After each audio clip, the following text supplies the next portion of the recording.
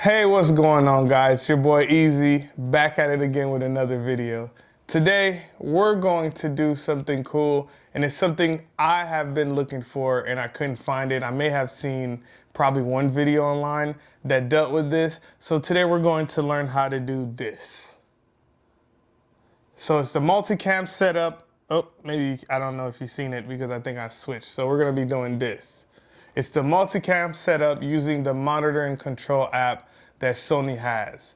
The Monitor Control app is one of the probably the best things that I've seen within the Sony line that they offer, and I haven't seen any other camera that allows you to do that. But the Monitor and Control app, we're gonna go over it a little bit because you can record both cameras at the same time. You can stop recording. You can pick and choose which one you'd like to record first or which one you'd like to stop recording from. You can do all your settings, adjust your ISO, your shutter or shutter angle. You can even change it from shutter angle to shutter speed. You can adjust your ISO, your aperture, your f-stop, aperture, f-stop, same thing. So you can adjust just about anything, control all the cameras. And one of the cool things that I really like about it, like for example, if I wanted to focus on just the FX3 right here, I can press this arrow right here and then bam, it's all full screen and I can focus on the FX3, and you can easily change from white balance. You can adjust your white balance. You can't change the format you're shooting in. So if you're shooting in S-Log or CNL, which most Sony users use, you're pretty much stuck there, which I don't know why you would want to change that anyway. You can turn on your framing, turn off the framing, stop recording. You can hold the record in case you don't want to accidentally stop recording, which I guess the iPad is dying, but whatever, because we're gonna go back. You can turn on zebras, false color. See, that's right here. I got the false color turned on. You can turn on zebras.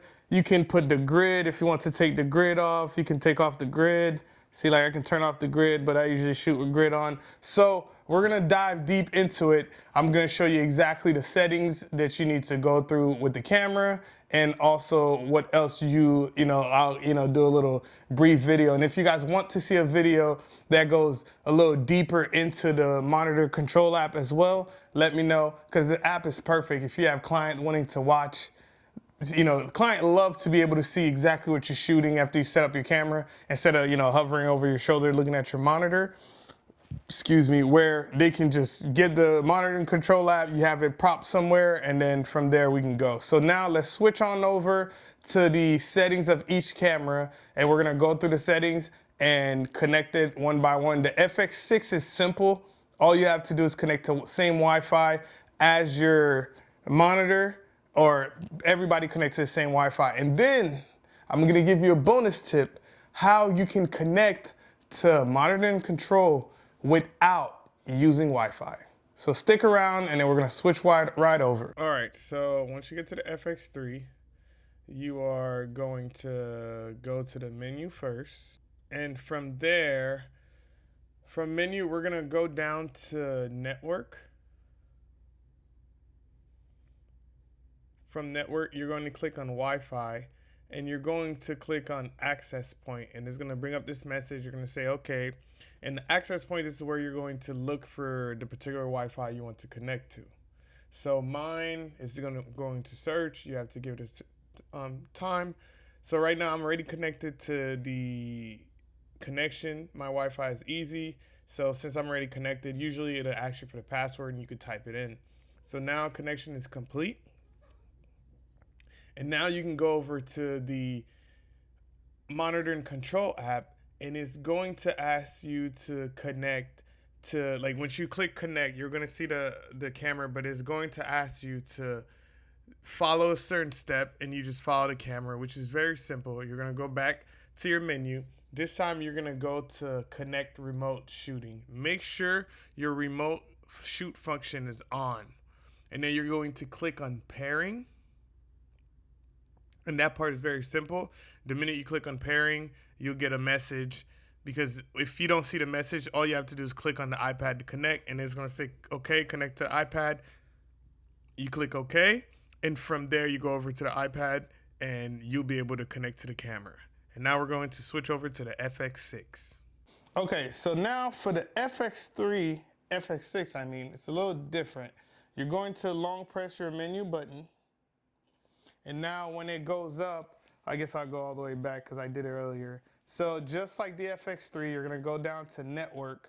From network, you go to wireless. Well, first you want to reset your network. Reset your network, and then it might tell you to reconnect. Well, I guess I'll go through the steps. So you're gonna first go to reset network, execute, and execute. Once it's done, it usually tells you to power off the camera. We're going to power it off, let it turn on. You wait for there's a green light next to on the camera that lets you know that it's on. You want to wait for the green light to turn off, and then you turn it back on. So now you know you properly resetted your camera. And now we're gonna go back to long press the menu. And now we're gonna go back to network. And then from network, you go to set up a mobile app. It'll tell you a bunch of different settings and you can connect. It's gonna give you the QR code, you connected, which mine should already be connected. And then eventually with similar to the FX3, once you connect to the Wi-Fi, which is what we're going to do next, you're going to scan the QR code and it'll allow you to connect to the camera. So now, the next thing we're gonna go to is wireless LAN. And you're gonna turn it on. Now, if you want to connect other things to your FX6, you can click access point 2.4. But now we're going to do is we're trying to activate monitor and control apps. So you turn on station mode. And then from station mode, you go to scan networks. And since I reset my network, there it goes right here. Bam. You click on the network, it's going to ask you for the password. I don't need you guys to see my password, so I'm just gonna block the lens for a second. Okay, now my password's in, which I think I might have wrote it wrong, but we'll see. Click done, and now you go down to connect. And it's connecting to network. If it's successful, it's connected. Now from there, all you have to do is go to your monitor and control app and you'll be connected and you'll be able to connect both cameras. We're gonna go back to now the FX6 so we can see, and then I'll show you guys exactly what to do next. Okay, we're back here.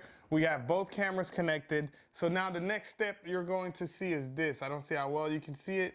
You now see both cameras are now showing up in the monitor and control app, and all you do is press connect.